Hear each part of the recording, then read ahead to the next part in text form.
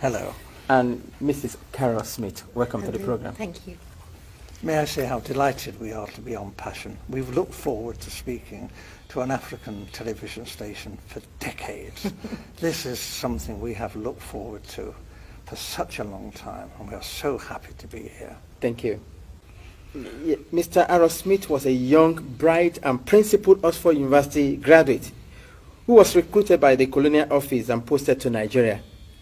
He took his final examination a year ahead of his class. He also married Mrs. Carol Smith, whom he met while they were both at Oxford University. Together they went to Nigeria, where they had their 2 children.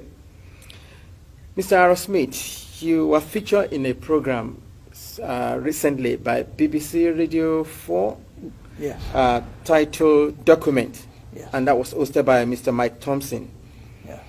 You are alleged that the British government rigged the first and most important election in the history of Nigeria in 1959 in favor of the North. Am I correct? Yes. How long were you in Nigeria for? From 1955 to 1960. And we were based in Lagos. I was on the staff of the Department of Labour. I was largely occupied with employment problems, all the employment exchanges, and statistics, and international reports, and was kept pretty busy. I was also stationed in Lagos in charge of the capital and the port. I was the port labour officer as well, and I also devised a port labour scheme and later a social security scheme, which was one of the first in Africa, which guaranteed workers some income after they'd finished work. It was a providence scheme. As I say, it was called the National Providence Scheme, and I was very proud to have put that on the statute book. I was going to ask you what your role is. You've mentioned 3 important. Is there any particular name given to your office while you were there? Just labour officer. I was a labour officer, a senior civil servant. Okay. I only intended to stay in Lagos initially for 2 tours of duty. Although, because of this conflict with the elections, there were difficulties. Actually, government wouldn't let me leave the civil service. They were determined that I should stay in the civil service after my 2 tours. And I was offered very considerable incentives, including a knighthood, to stay and work for government. Primarily this was because I had access to state secrets. I learned, and the Governor-General himself confirmed this to me, that the elections were rigged, contrived. The intention was that the North should rule Nigeria.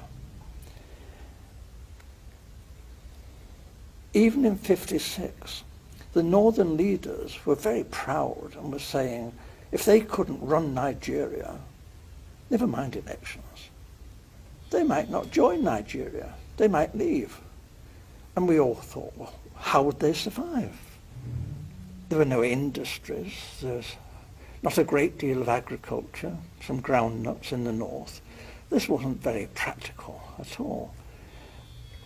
And then it was, the Governor-General seemed to be thinking that the North couldn't, even if it won an election, rule Nigeria by itself. The South wouldn't stand for that. So there had to be a partner, either the Igbos in the east or the Yoruba in the west, to team up with the North. What he didn't want was for the 2 southern parties, the Igbo and the Yoruba, to team up to form the government, because he believed the North wouldn't tolerate that and talked about leaving the federation. So as I learned, in a small way at first, but very rapidly I learned about the election fixing, and as I say, this was confirmed to me by the Governor-General. He actually said that he wanted me to know the truth because he wanted me to know how much trouble I was in. You mentioned statistics. You were collecting figures. Yes. Is that for labor and unemployed people only, or general? Primarily, but obviously my interest was in the population of generally. Nigeria. Yes, and Awolowo, the Yoruba leader of the action group, yep. and Chief Enaharo, they too, other people were saying, where are all these millions of people in the north? Where are they? We're going up there to campaign. We want to know, you know. And you see all these, you know, thousands of miles of not very developed countryside, and yet the northerners are claiming that their voting registration figures are larger than in the south, you know, larger, far more people up there. Well, actually, if you went through the Igbo land, you know, Enugu and that, you saw lots and lots of people. If you went to Ibadan, again, Ibadan teeming, you know, with millions of people. But we didn't actually see many northerners, and obviously not many northerners at that time came to Lagos. So this did arouse suspicion. Now, the Europeans, you know, not stupid, we are watching what's going on in Nigeria, and we too are beginning to feel there's something not quite right here, that maybe the elections are not going to be as straightforward as they're meant to be. Nigeria was being described as the showcase of democracy, and it was expected that the nationalist leaders would win through. But actually, when the election results were announced by the Governor-General, before the vote was even in, he didn't vote, didn't count for that, he didn't wait for that. I have to tell you, the British were counting the votes, and the British cannot be trusted. They look after their friends. Loyalty is the big thing for the British. And we were friends with the emirs of the north. We looked on people like Enaharo and Awolowo as rather dangerous people. They might even be communists. That's ridiculous, actually. They couldn't be communists in 1,000 years. But this was a sort of thing that was being said. And we were, Europeans, were getting a bit worried about all this. It wasn't quite the honest, straightforward election that we were hoping for. Apart from Professor Anderson and Dr. Patrick Wilmot that supported your submission on the rigged election, there were other people who also served in the colonial office in your days. I mean, who opposed to this submission? Initially, I was warned of what was going on by my senior officer, a Major Bunker. I didn't know, and I knew that the Governor-General had directed me to take all the office staff of the Ministry of Labour to help Chief Okoti Igbo in politicking in Warri. And this was most irregular, and I refused to do this. Having refused an order, I know what the drill is. You resign. I resign my post. That is the proper thing to do. What they did then was rather devious. They persuaded me to withdraw my resignation, and when I did, they sacked me. It didn't go through, but I thought this was a bit low after I'd resigned and was prepared to leave the country. This was not very nice behaviour. They later withdrew this and said that I had been of some service to the state, and actually commended me for what I had done, and said I could leave Nigeria with splendid testimonials, and we shook hands on this. And this was done with the recognition of the Deputy Governor-General, Sir Ralph Grey. And then I left Nigeria the first time and took up a job as a personnel officer, a very big job, with the Esso refinery. And then government came after me, declared that I was a traitor, and I had betrayed the British people, ought to be imprisoned, and I lost that job. And then they came to me again and said it's all been a big mistake. dreadful mistake. I'm a jolly decent chap, you know, Oxford chap, and they put me on a plane straight back to Nigeria, where I'd make up for the time I'd been away. There was a great deal of good work for me to do, and we fell for this. We shouldn't have gone back, but we did. Now, if you recall what you said about the role of the Governor General and the attitude of the British government in particular, regarding the fear that Awolowo, Okotie-Eboh, and the lot of them from the south are dangerous, is there a particular reason? Why the fear from the British government? Is it that they don't want to release or relinquish Nigeria? They still want to control Nigeria? They knew that the North would do as they said after independence. If it had any, the North would just, because it was their habit, they liked the British, whereas the nationalists were an unknown factor. Actually, when they took the flag down and hoisted the Nigerian flag, not one of the major nationalist politicians was there. They weren't even on the platform. This was incredible. These were the people who had sought independence. The people in the North didn't want independence. They didn't want the British to leave. So this was a farce. And for most Europeans who were very close and watching this, we were disgusted. We thought this really had been manipulated, this election. It was unworthy. It was unworthy of the British people, this. This was no honest, straightforward thing that you would expect Britain, the mother of parliaments, to do. This was cheap and low and criminal. And I opposed it. And I opposed it then, and I've opposed it ever since. And I'm telling you the truth. And I was warned, if I told you this state secret, my life could be forfeit. Earlier on, you said the British government wanted the North in alliance with either of the southern region, either with the Yorubas or with the Igbos. But Awolowo, without which they cannot they can't do it rule the country. The problem was that Awolowo was a highly principled man. Okay. You didn't talk to Awolowo about squalid deals and fixing things. Awolowo was not that kind of person. If you read his books, this man was a world statesman.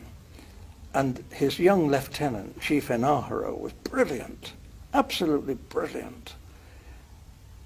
However,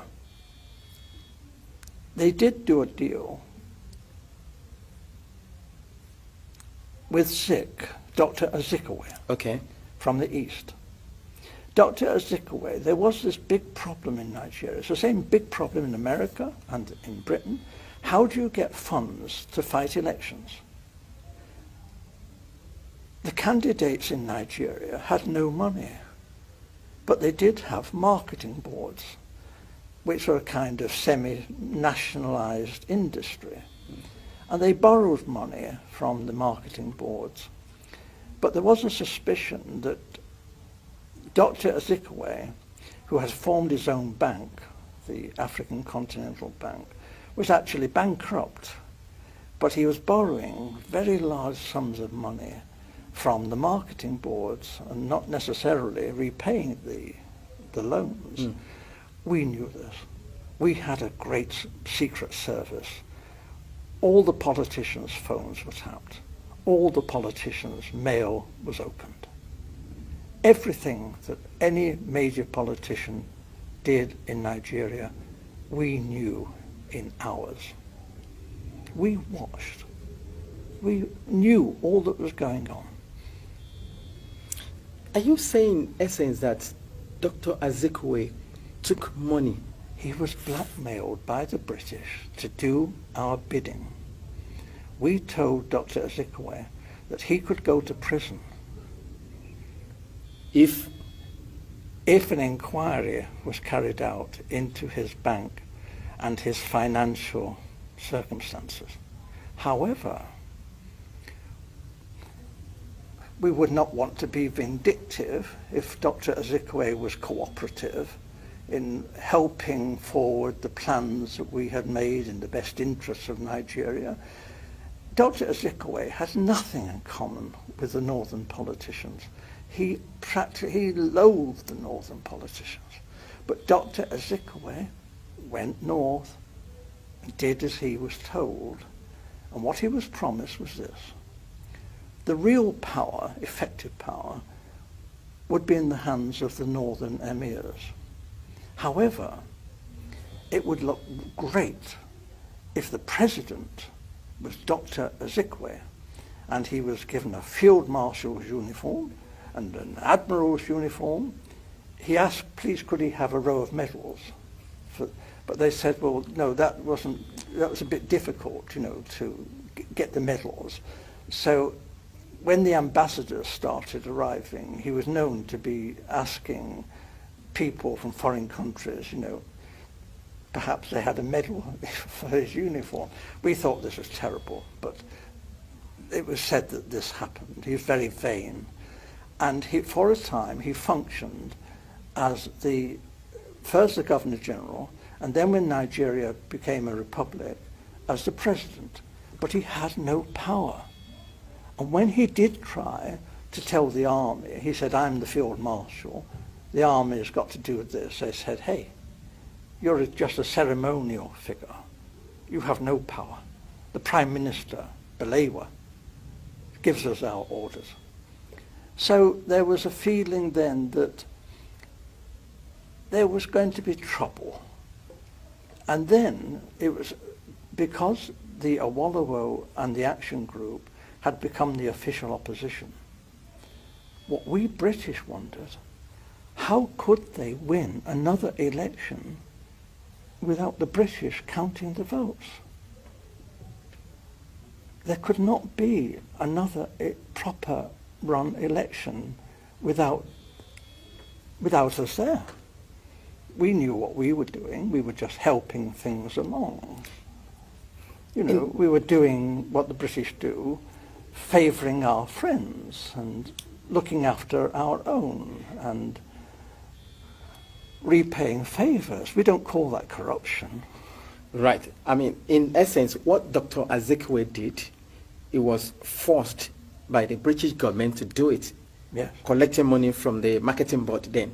Yes.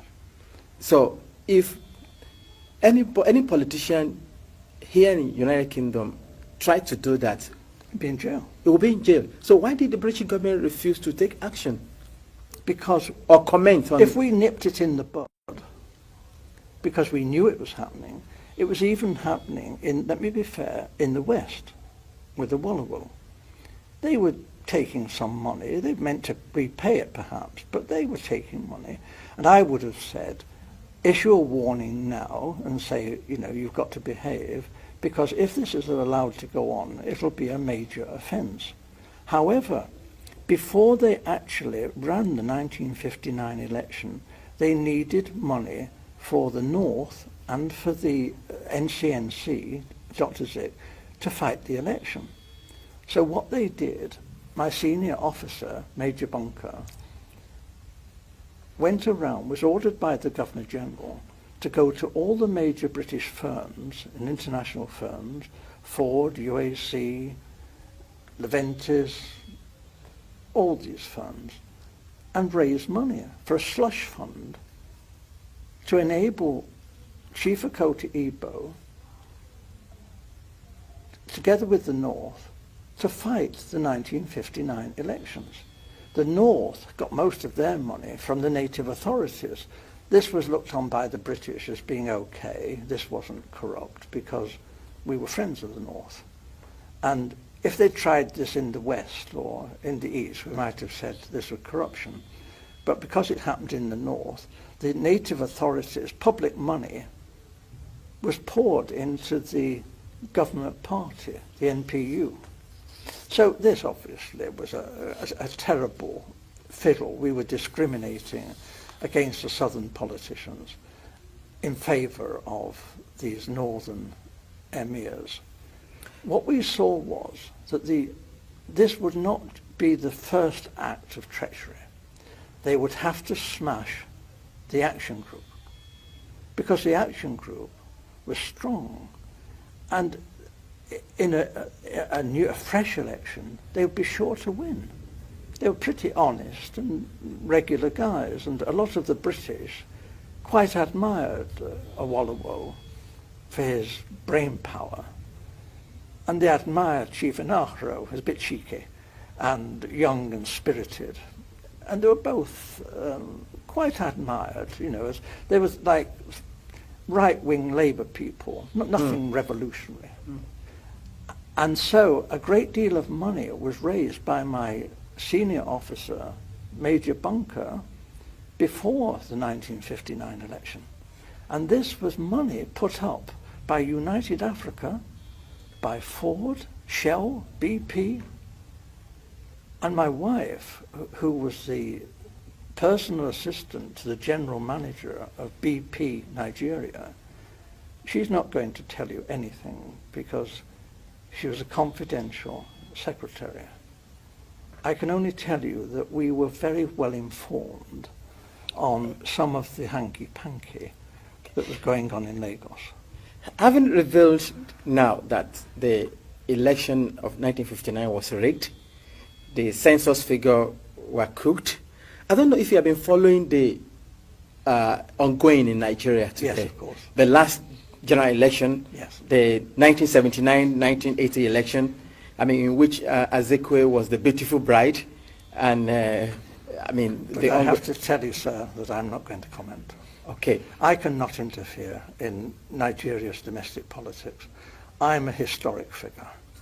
I do keep up, naturally, because I love Nigeria, and I've kept up with its history of its assassinations and military coups and dictatorships for 50 years. And this has been one of the biggest tragedies in world history, because this potentially was one of the greatest nations on earth.